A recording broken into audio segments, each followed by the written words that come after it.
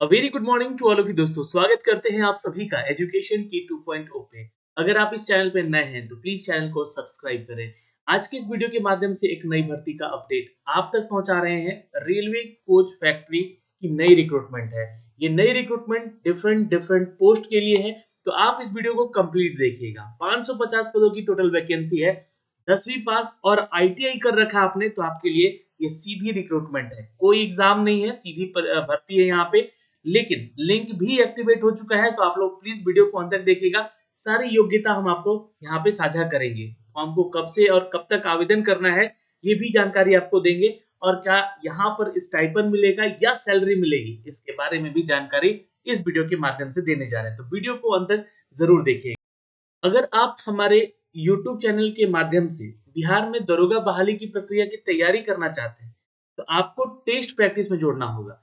बिहार दरोगा के लिए हम लोग टेलीग्राम पे टेस्ट प्रैक्टिस करवा रहे हैं, जिसके लिए आपको ये जो 6 पुस्तकें दिख रही हैं, ये पुस्तकों से भी आपको क्वेश्चनर दिए जाएंगे। पीडीएफ आपको पहले दिया जाएगा, फिर उसके बाद इससे रिलेटेड एमसीक्यूज आपको पहुंचाए जाएंगे, और ये एमसीक्यूज आप अटेंड करेंगे। टॉपिक बाय टॉपिक और पेज बाय पेज भी हम आपको यहाँ से इन सभी किताबों को कवर करेंगे इन 3 महीने के अंदर। तो जहां पर लुसेंट आपका सब्जेक्टिव, ऑब्जेक्टिव, साथ में एनसीईआरटी सार संग्रह और साथ में 5000 क्वेश्चन का जो सार संग्रह है एडुटेरिया का, वो कवर होगा। पूर्वालोकन घटना चक्र का जो पुस्तक है यहाँ पर देख सकते हैं, साइंस का, वो कवर होगा। और साथ में एडुटेरिया का 1 साल का करंट अफेयर। करंट अफेयर के लिए हमने यहाँ पे आपको सीरीज शुरू कर दिया है, क्योंकि 12 तारीख को बीपीएससी का एग्जाम है। तो आप लोग यहाँ पे जुड़ के अभी भी ज्वाइन करके इस टेस्ट प्रैक्टिस को दे सकते हैं। टॉपिक वाइज और पेज वाइज आपको यहाँ से करंट अफेयर भी करवाए जा रहे हैं, तो जल्दी से ज्वाइन कर ले। दिए गए नंबर पे आप पेमेंट करें और यहाँ पे आप व्हाट्सएप पे शेयर कर दें इस स्क्रीनशॉट को, आपको ग्रुप में ऐड कर लिया जाएगा। चलिए अब सीधे लिए चलते हैं इन सबकी अपडेट पे दोस्तों, जो कि आज आपके लिए यहाँ पे बताई गई है। तो अगर हम बात करें यहाँ पे इस रिक्रूटमेंट के बारे में, तो मिनिस्ट्री ऑफ रेलवे की तरफ से ये नया अपडेट है। कपूरथला से ये अपडेट आया है। रेल कोच फैक्ट्री को लेकर ये वैकेंसी अपडेट की गई है। और यहाँ पे बता दें कि ये अप्रेंटिसशिप की वैकेंसी है। जी हाँ, और ये 3 फरवरी 2023 को अपडेट की गई है इस नोटिफिकेशन को। Engagement of act apprenticeship of training under the apprenticeship act 1961।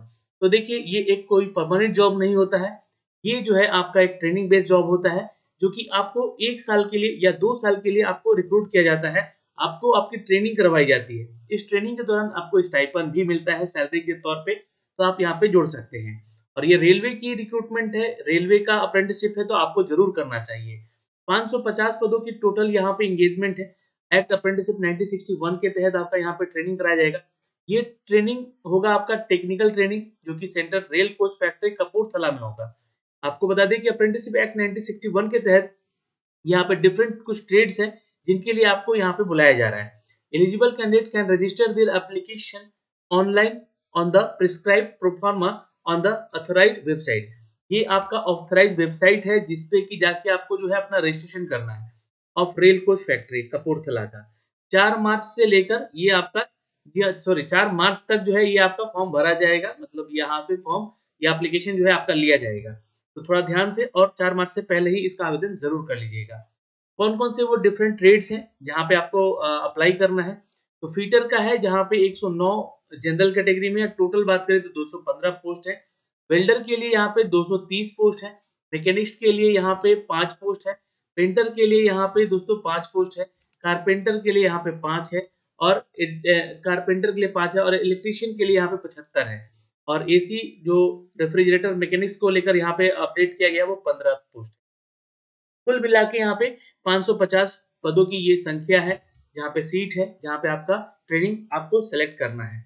Mode of selection क्या होगा, यानी कि चयन की प्रक्रिया क्या होगी? Selection will be on the basis of the merit list prepare on the candidate who apply against the notification. आपका जो होगा वो मेरिट बेस होगा, कोई एग्जाम नहीं होगा। मेरिट के आधार पे आपका चयन किया जाएगा कि आप इसके ट्रेनिंग के योग्य हैं या नहीं। The merit list will be prepared for the purpose of the basis of the percentage of the marks in the matriculation। 10वीं कक्षा में जितना परसेंटेज आपका आया है, उसी के आधार पे आपको यहाँ पे चयनित किया जाएगा। और आपका मिनिमम जो मार्क्स है वो 50% का एग्रीगेट होना चाहिए, यानी कि 10th में आपका जो है पासिंग होना चाहिए इतना परसेंटेज। आईटीआई में भी जो मार्क्स है आपका, जो भी ट्रेड में, उसके रिगार्डिंग भी आपका मेरिट यहाँ पे तय किया जाएगा। The panel will be on the basis of the simple average marks in the matriculation और आईटीआई। तो ये ध्यान रखिएगा, मैट्रिक और आईटीआई के आधार पे ही आपका यहाँ पे सिंपल एवरेज मार्किंग किया जाएगा और आपका चयनित किया जाएगा। For the purpose of the calculation of the percentage matriculation marks obtained, the candidate all subjects will be recognized and not on the basis marks of any subject group subject। मतलब कि ये कहा जा रहा है कि आपका जो टोटल मार्क्स जो भी कैलकुलेटेड होगा, जो आपका परसेंटेज आएगा, उसी के आधार पे यहाँ पे मेरिट भी बनेगा। ठीक है, अब यहाँ पे ये सारी चीजें जानकारी दी गई है, ध्यान से देख लीजिएगा। For the purpose of calculation of percentage ITI marks mentioned in the provisional and the final certificate will be written। आपको अपना प्रोविजनल मार्कशीट देना होगा, जिसके जरिए आपका आईटीआई का मार्क्स भी कैलकुलेट किया जा सकता है। ये पर्पस इसलिए किया जा रहा है यहाँ पे, ताकि आपका मेरिट बनाया जा सके। In case two candidate have saving the mark, यहाँ पे अगर सेम मार्क्स लेकर आते हैं या सेम मार्क्स होता है उनका, ऐसे कैंडिडेट का मेरिट में आता है, तो in case date of birth यहाँ पे सेलेक्ट किया जाएगा। Then candidate who passed matriculation earlier, यानी कि जो पहले पास किए उनको प्रेफरेंस दिया जाएगा।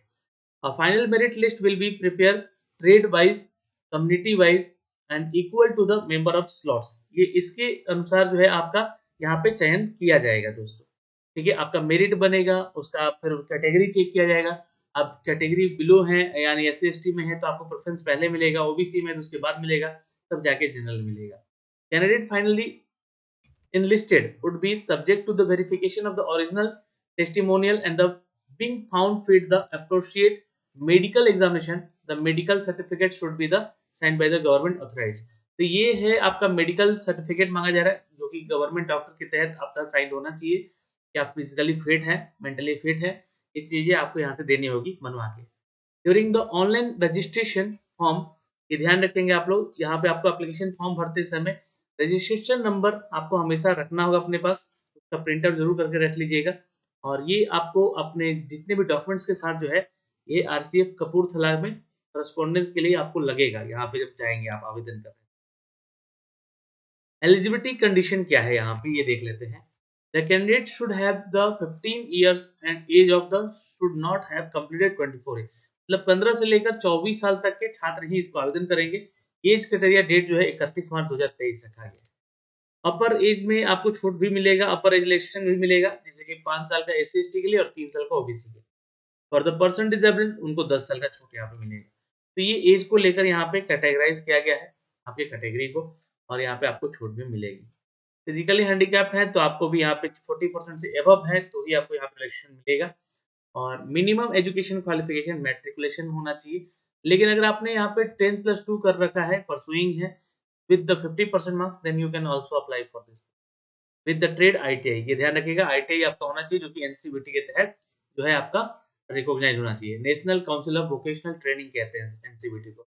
और एक होता है स्टेट, है ना, STVT, तो वो होता है state council for the vocational training. तो ये ट्रेनिंग आपका कंप्लीट होना चाहिए, ध्यान रखिएगा। ओके, आगे चलते हैं। आपके suppose a candidate has a CGPA 7.4, first we multiply 7.4 into 9.5 in his the percentage age, then calculate the percentage of this।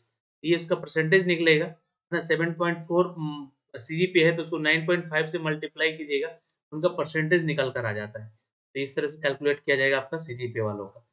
Then in the column of the maximum marks 10th he or she should 1000 marks.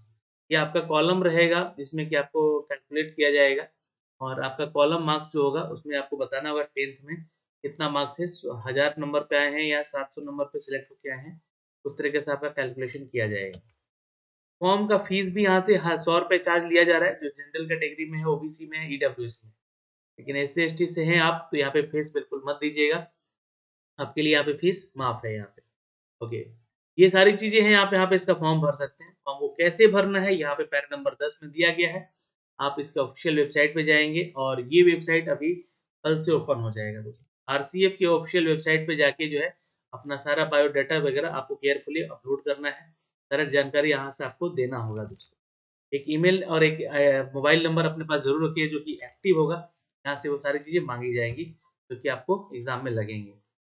अपना photo और signature scan कर लीजिएगा, जो कि 20 से 70 केबी के बीच होना चाहिए। और यहाँ पे जो भी डॉक्यूमेंट्स अपलोड करेंगे वो 100 डीपीआई के फॉर्मेट में होना चाहिए, ध्यान रखेंगे। सिग्नेचर का बोले तो 20 से 30 केबी का बीच का होना चाहिए, ये भी ध्यान रखिएगा। लास्ट डेट 4 मार्च है आवेदन करने का, ये मैंने बता दिया है। ट्रेनिंग पीरियड जो होगा आपको बता दें कि यहाँ पे जो rule by the railway recruitment board, time to time आपको अपडेट किया जाएगा।